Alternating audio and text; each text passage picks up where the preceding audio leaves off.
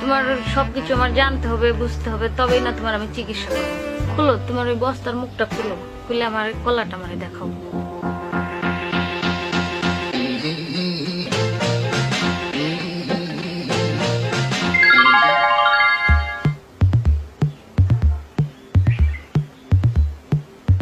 তোমার কলাটার যে অবস্থা, কলাটার পরে খুব আজাব হয়েছে, তাই না বাবা?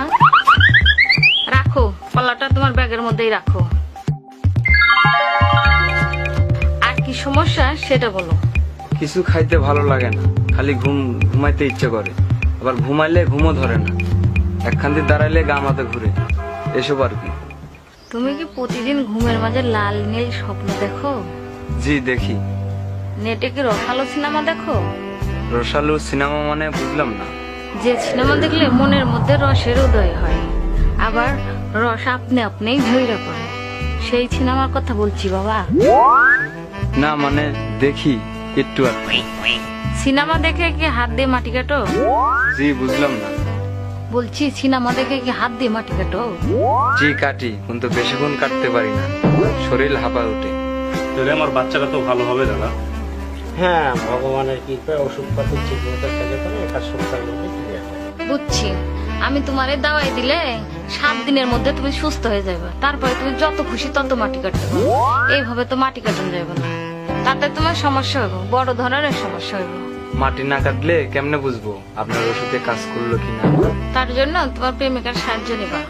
আমার তো কোনো প্রেমিকা নাই, তাহলে আমার মাটি কাটা ছাড়া কোনো উপায় নেই।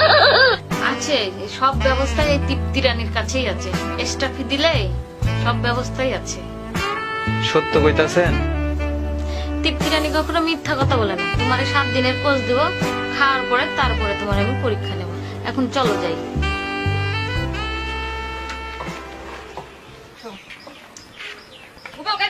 হ্যাঁ মা জননী, ওকে একটা মদ দরকার, মালিশ দিয়ে দাম তো।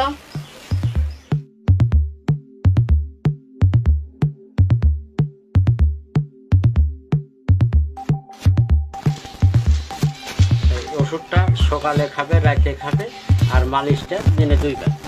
কত টাকা বিল হলো আমাদের? 3500 টাকা। আচ্ছা।